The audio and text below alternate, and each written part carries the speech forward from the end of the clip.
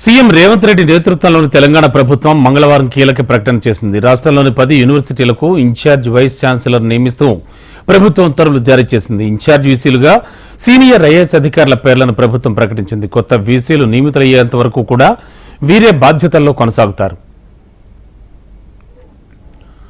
10 యూనివర్సిటీల వీసీల పదవీకాలం ముగియడంతో ప్రభుత్వంలో వివిధ శాఖాధిపతులుగా పనిచేస్తున్న సీనియర్ ఐఏఎస్ అధికారులకు ఈ బాధ్యతలు అప్పగించింది. ఇప్పటికే కొత్త వీసీల కోసం అన్ని యూనివర్సిటీల్లో సెర్చ్ కమిటీలు ఏర్పాటయ్యాయి. జాబితాలను పరిశీలించిన తర్వాత ప్రభుత్వం సరైన నిర్ణయం తీసుకునుంది. అప్పటి వరకు ఇన్ఛార్జ్ వీసీలుగా ఐఏఎస్ అధికారులు బాధ్యతల్లో కొనసాగుతారు.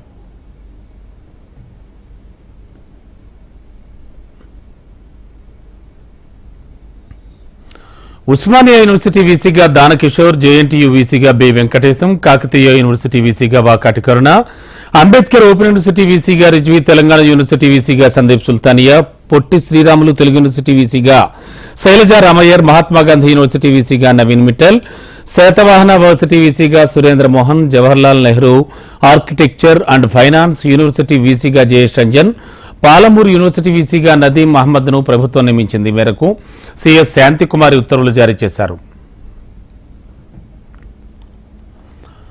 మరోవైపు తెలంగాణ ఏర్పడ్డ నాటి నుంచి రాష్ట్రంలోని యూనివర్సిటీల్లో పరిస్థితి ఆందోళనకరంగా మారిందని పలు సందర్భాల్లో ప్రొఫెసర్లు ఆందోళన వ్యక్తం చేశారు. ఇక యూనివర్సిటీల్లో పాలనాపరంగా ఇబ్బందులు తలెత్తకుండా జూన్ 15 వరకు ఇన్ఛార్జ్ వీసీలు ఉంటారని, ఆ తర్వాతే కొత్త వీసీల నియామకం చేపట్టాలని ప్రభుత్వం భావిస్తున్నట్లు సమాచారం. అయితే ఇప్పటికే వీసీల ఎంపిక కోసం ప్రభుత్వం సెర్చ్ కమిటీలను నియమించింది.